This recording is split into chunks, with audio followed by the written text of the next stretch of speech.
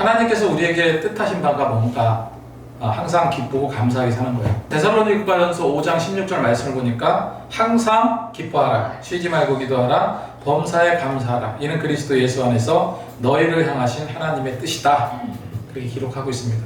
그러니까 저 기뻐하는 거는 하나님의 뜻입니다. 그리고 범사에 감사하는 것, 이 모든 것이 하나님의 뜻이다, 이렇게 성경은 말하고 있거든요. 그러니까 우리는 기쁘게 살아야 돼요. 그렇게 살아야 될 줄로 믿습니다. 오전에 예배 드리고 오후 이 시간이 가장 졸릴 때죠. 밥 먹고 얼마나 졸리겠습니까? 눈을 반짝 뜨고 짧게 말씀을 전해드려도 말씀에 큰 은혜가 되었으면 좋겠습니다. 그래서 우리는 하나님의 자녀예요. 자녀이기 때문에 우리가 하나님께서 우리가 구원의 삶을 소유하기 원하고 계시죠. 그리고 그 삶을 소유하면서 항상 누구를 만나도 기쁘게, 또 누구를 만나도 예수를 소개하는 그런 삶을 사셨으면 좋겠습니다. 근데 우리가 이제 한번 코로나19로 굉장히 힘들었잖아요. 아이들은 좋았겠지. 학교도 안 가고 아이들은 되게 좋았겠지만 일하는 사람, 사업하시는 분들 정말 힘들었어요. 절망적인 상태에서 너무나 어려움을 겪었죠. 어려움을 겪었는데, 근데 오전에도 제가 말씀드렸지만 모든 것은요 하나님이 이끌어 가시는 거거든요. 하나님께서 계획하신 거고, 근데 지금 살고 있잖아요. 죽을 것 같아요. 그때 막 자살한 사람도 많이 있을 거예요. 힘들어서 어려워서 자살한 사람도 많이 있겠지만 어쨌건 하나님께서 또 살게 이렇게 해주시잖아요. 그것이 하나님의 뜻이라는 거예요. 여러분, 나는 되게 건강하고 싶어. 근데 내 의지대로 잘 되지 않습니다. 막 열심히 운동하고 그러면 뭐예요? 열심히 운동하고 그다음에 자기 체력 관리하고 그러면 뭐해? 잘못하다가 교통사고 나가서 죽을 수도 있어요. 그게 인생 아닙니까? 아무리 내가 돈을 많이 벌려고 악착같이 노력해도 어떻게 됩니까? 내 뜻대로 안 돼요. 하나님께서 내 생명 걷어가신 그냥 끝입니다. 그래서 우리에게 하나님이 그래서 필요한 거고 예수 그리스도가 필요한 거예요.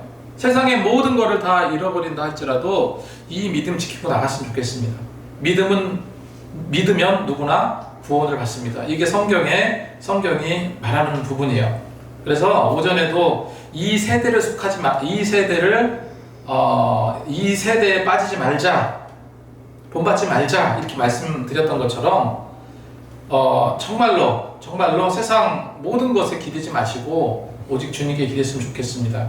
그래서 예수를 잘 믿는 것, 다른 거 기억할 거 없어요. 예수님 잘 믿고 싶다, 이런 마음이 생길 수 있도록 목사님은 또 기도할 거예요.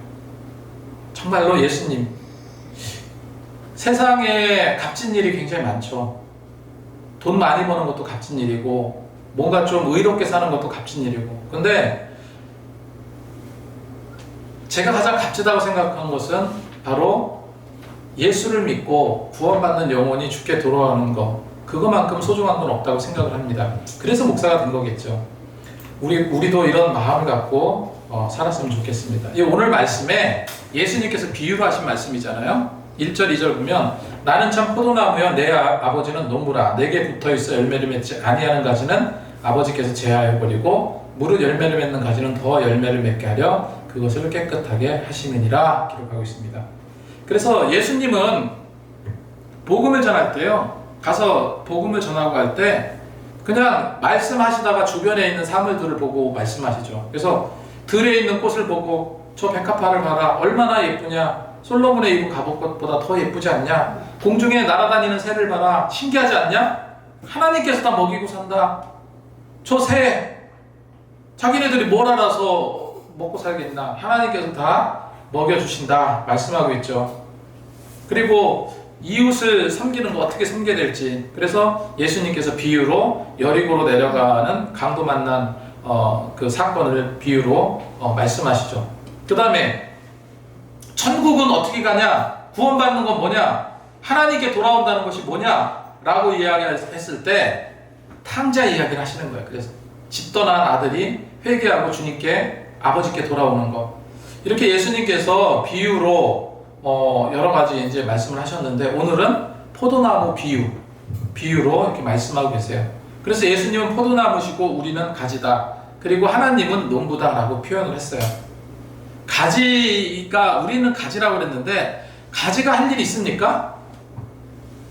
가지가 할 일은 사실은 아무것도 없는 것 같아요. 그냥 영양분을 공급해서 열매를 맺기만 하면 되죠. 그냥 나무에 붙어 있으면 되는 겁니다. 그러니까 우리는 믿음에 대해서 많은 이야기를 듣고 말씀을 보고 있지만 믿음은 사실은 굉장히 간단해요. 믿는다는 것은 굉장히 간단하죠. 뭡니까 믿는다는 게? 그냥 붙어 있는 거예요. 그냥 예수님께 붙어 있는 겁니다. 믿음을 지킨다는 것은 원줄기 예수님께 붙어 있는 겁니다.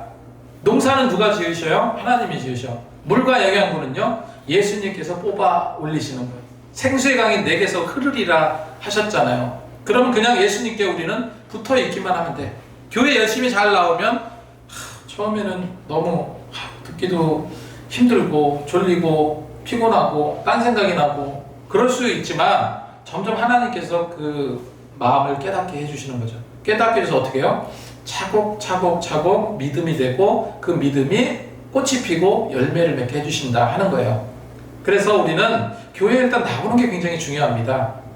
그래서 우리는 예수님과 같이 교회에 와서 연합을 해서 열매라는 값진 결과를 얻어내기 위해서 노력하는 겁니다. 그래서 완전하지 못하거나 부정확하거나 무언가 실체가 아닌 허상 중에서 그런 불완전한 상태에서 완전한 실물로서의 그 포도나무를 만들어가는 것, 이것이 귀한 일이다. 이것이 필요하다. 이거를 여러분 기억했으면 좋겠습니다. 자, 포도원의 농부는요, 농부이신 하나님은 여러분 과수원의 과수원 사장님이 가장 원하는 게 뭘까요? 열매를 많이 맺는 거잖아요. 그죠? 요 옆에 가게가 있고 커피숍이 있는데 커피숍이나 가게 사장님들이 가장 원하는 게 뭘까요? 많이 팔리는 거잖아요. 마찬가지입니다. 포도원의 농부 되신 하나님께서는 뭘 기다리시냐면은 열매를 기다리세요. 쓸모없이 삐쭉삐쭉 자라난 그런 거 가지 말고 아주 탐스러운 열매를 맺기를 원하십니다. 그래서 2절 말씀에 물은 내게 붙어있어 열매 맺지 아니하는 가지는 아버지께서 그것을 제하여 버리신다 했습니다. 묵은 가지는 잘라내 새로운 가지가 자랄 수 있도록 열매 맞을 수 있도록 해야 된다는 거예요. 그래서 4절 말씀에 내 안에 거하라 나도 너희 안에 거하리라 가지가 포도나무에 붙어있지 아니하면 스스로 열매를 맺을 수 없음같이 너희도 내 안에 있지 아니하면 그러하리라. 일단 우리가 가장 중요한 게 뭐라고 그랬습니까? 붙어있는 게 중요하다고 그랬죠? 그 원줄기 가지에 붙어있는 거 그것이 중요합니다. 그 가지에 우리가 붙어 있어야 돼요. 그리고 다듬어줘야 됩니다. 3절 말씀에 너희는 내가 일러준 대로 말로 이미 깨끗하여 졌느니라. 그러니까 여러분 이거예요. 살아가면서 정말로 입이 거친 애들 있잖아요. 입이 거칠고 껄렁껄렁하게 뒷골목에서 놀고 누구 지나가는 애 좀 약한 애들 일로 인상 쓰고 돈 뺏고 만약에 그런 애를 내 친구로 두면은 나는 어떻게 될까요? 당연히 그런 친구의 영향을 받겠죠. 그죠? 그런 친구의 영향을 받을 겁니다. 근데 우리가 말씀으로 살고 원줄기 안에 우리가 붙어 있다면 우리는 정말 아름다운 열매를 계속 맺는 거예요. 그러니까 우리가 어떤 선택을 하는가가 굉장히 중요합니다. 무엇이 나를 깨끗하게 할 건가? 도덕적으로 잘 살려고 노력하는 거, 그 다음에 내가 남의 어디 가서 봉사를 하고요, 또 아주 못 사는 그 어려운 사람 돕는 거 굉장히 중요합니다. 그런데 실제로 우리를 깨끗하게 하는 것은 하나님의 말씀이에요. 하나님의 말씀이라고 성경은 말하잖아요. 너희는 내가 일러준 말로, 내가 일러준 뭐로요? 말로 이미 깨끗하여 졌느니라. 우리 모난 것들을 잡아주는 것이 말씀이에요. 그래서 성경 말씀 한 장 읽고 또 마음속에 새기고 이런 노력이 필요할 줄로 믿습니다. 헤르만 바벤크는 이렇게 말했어요. 하나님의 말씀은 하나님 자신에게 분리되어 있지 않으며 그리스도나 성령에게도 분리되지 않는다.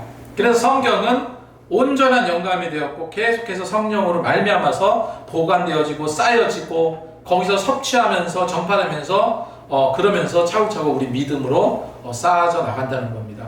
결론입니다. 이 성경 말씀은 성경에 기록된 이 말씀은요, 우리에게 어떤 영향력을 주고 있는가? 이거 잘 기억하시기 바랍니다. 로마서 1장 16절 말씀에 내가 복음을 부끄러워하지 아니하노니 이 복음은 모든 믿는 자에게 구원을 주시는 하나님의 능력이 됨이라. 자, 두 번째, 이 생명의 말씀은요, 생명 있고 영존함. 베드로전서 1장 25절에 오직 주의 말씀은 세세토록 있도다 하였으니 너희가 전한 복음이 곧 이 말씀이라. 자, 세 번째, 자, 이 하나님의 말씀은요, 살아있습니다. 살아있고 운동력이 있어. 히브리서 4장 12절 말씀, 하나님의 말씀은 살아있고 활력이 있어 좌우의 날선 어떤 것보다 예리하며 혼과 영과 및 관절과 골수를 찔러 쪼개기까지 하며 또 마음의 생각과 뜻을 판단하느니라. 자, 네 번째, 자, 이 말씀이 뭘까? 이 말씀은요, 어두운 데를 비치는 빛입니다. 자, 그 다음에 이 말씀이 하나님 말씀 뭘까요? 마음에 심는 씨앗이라고 성경은 기록하고 있습니다. 자, 여섯 번째, 말씀은요, 좌우에 날이 선 예리한 검과 같아요. 어떤 거를 잘라낼 때 이 검으로 치는 거예요. 검으로 탁탁탁. 자, 마지막입니다. 하나님의 말씀은요, 믿는 자들의 역사하는 말씀이에요. 그래서 데살로니가전서 2장 13절 말씀에 하나님의 말씀을 받을 때 사람의 말로는 받지 아니하고 하나님의 말씀으로 받으니 진실로 그러하도다. 이 말씀이 또한 너희 믿는 자 가운데서 역사하느니라. 그래서 말씀은요, 나의 모든 더러운 죄, 나의 모든 되지 못한 막대 먹은 그 모든 것들을 씻겨 내려가게 하고요, 사라지게 만듭니다.